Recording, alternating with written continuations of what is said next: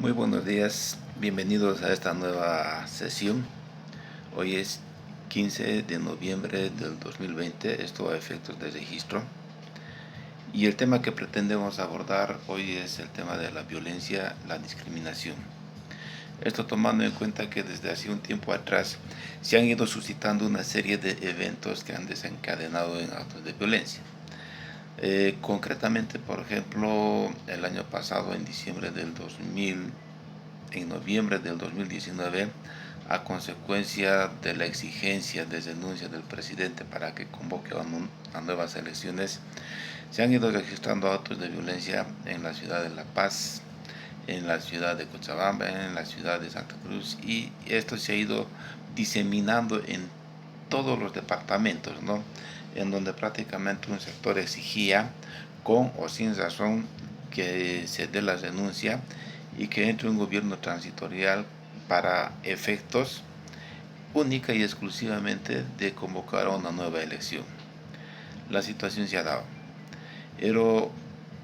en ese momento nos damos cuenta de un detalle interesante. Nos damos cuenta de que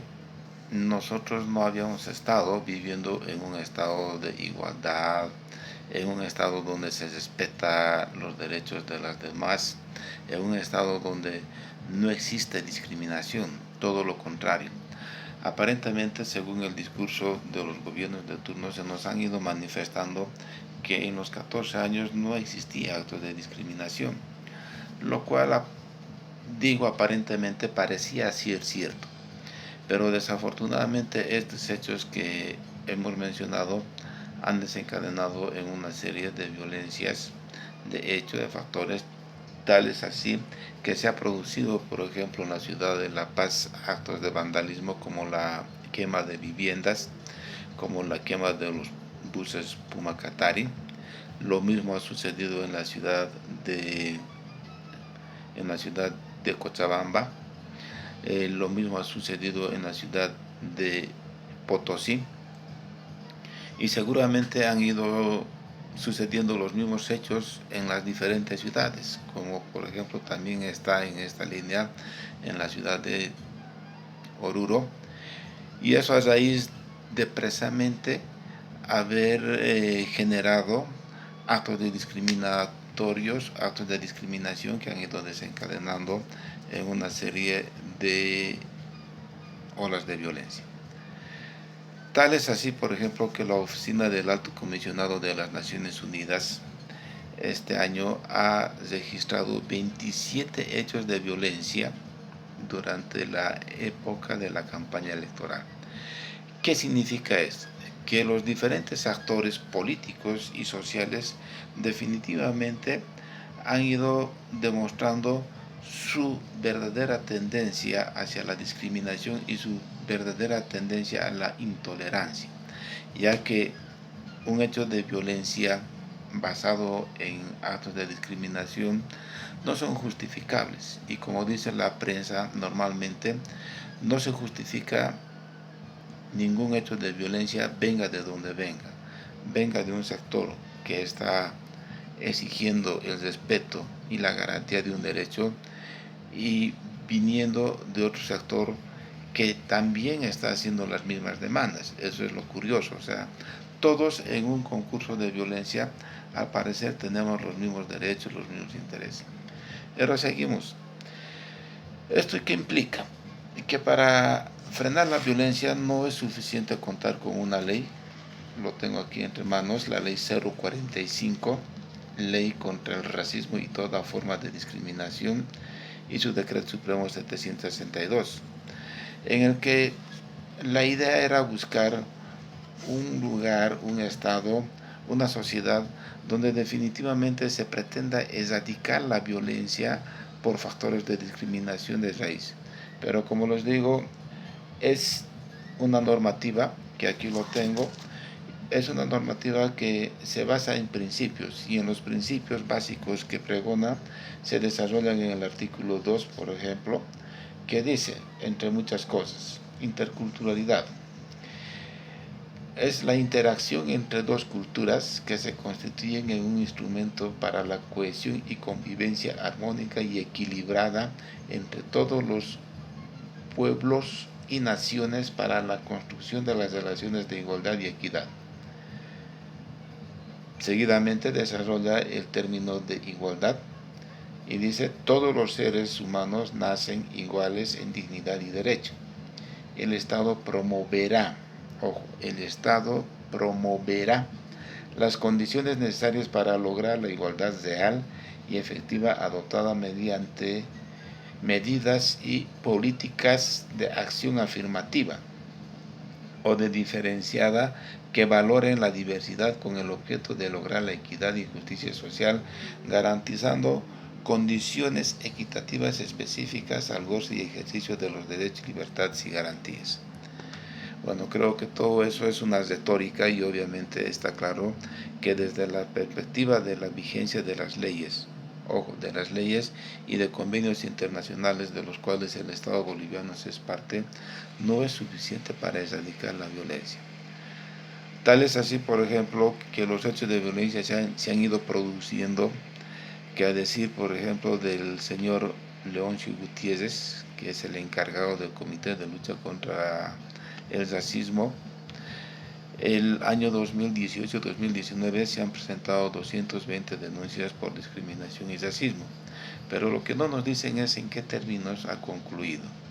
De la misma forma tenemos otra línea de información que desde el 2010 al 2019, a decir de la información en la cadena o de la Agencia de Información Boliviana, AVI, se han registrado 1.742 casos de racismo, pero tampoco nos dicen cómo han terminado. Y por si acaso, no solamente cuando hablamos de violencia hablamos de temas de racismo, discriminación, sino que también en esta misma línea la violencia contra la mujer, especialmente en la pandemia, se ha ido profundizando. Tal es así que los informes, por ejemplo, que brinda la Fuerza Especial de Lucha contra el Narcotráfico, nos dan cifras alarmantes. Por ejemplo, se han registrado 49 feminicidios y 1.387 casos de toda forma de violencia contra la mujer. Y ojo, cuando hablamos de violencia, es una gama interminable por los cuales se puede catalogar como la violencia. Entonces, ¿qué es la discriminación? La discriminación básicamente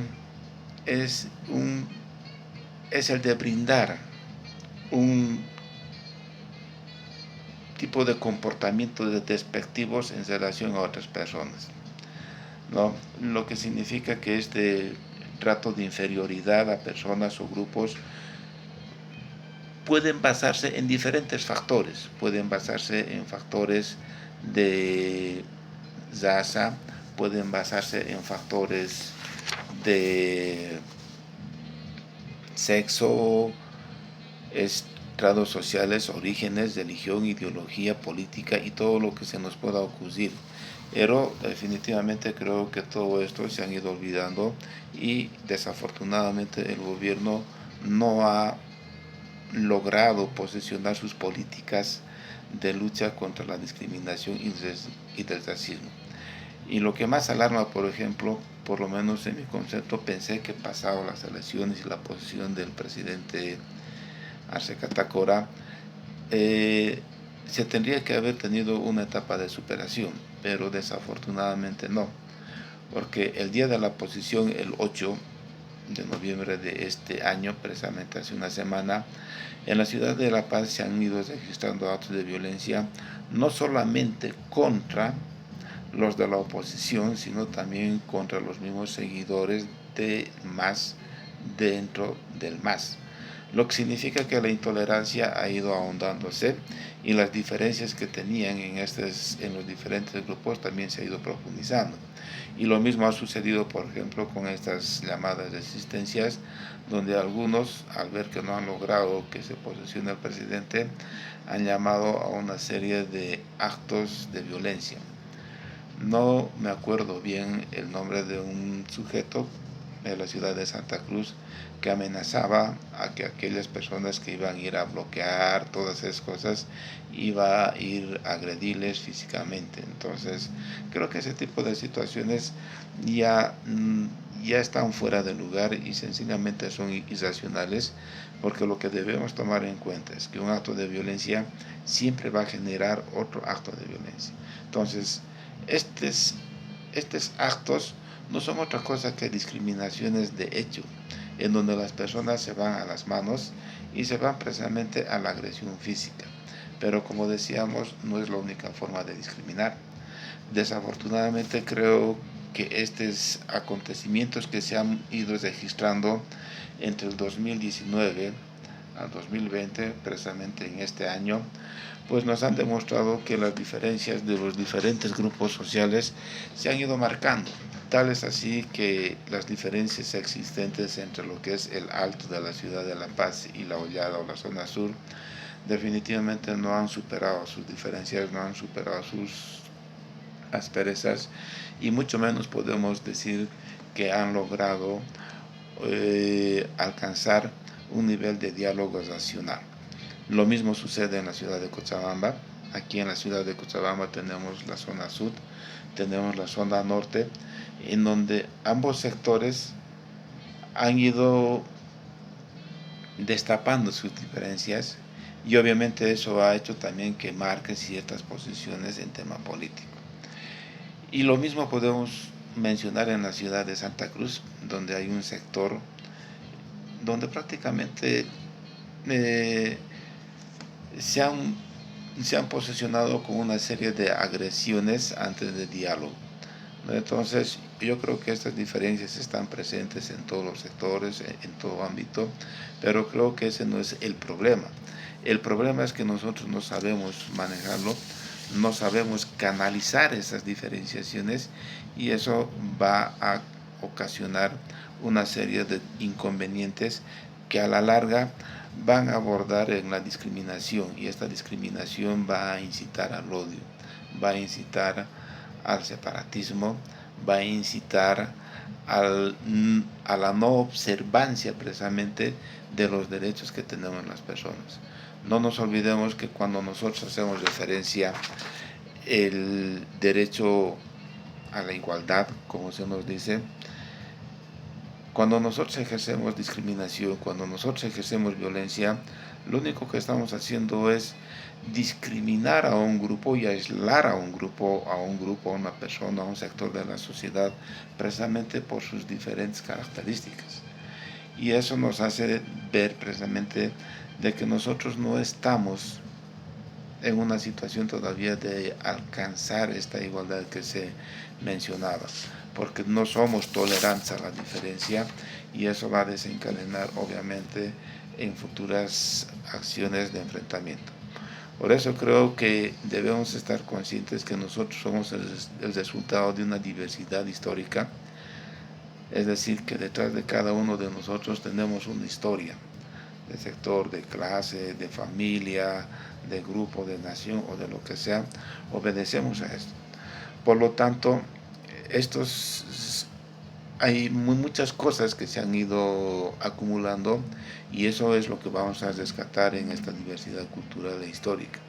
Por otro lado, también queremos decir que el hecho de conocer todos estos factores no implica necesariamente que se tenga que llegar a respetar al otro, porque el tema del respeto es un tema que creo yo que tenemos que empezar a cultivarlo desde el hogar, en las diferentes unidades educativas y obviamente el Estado tiene que ejercer o desempeñar un rol protagónico en este objetivo. ¿Por qué digo el Estado? El Estado es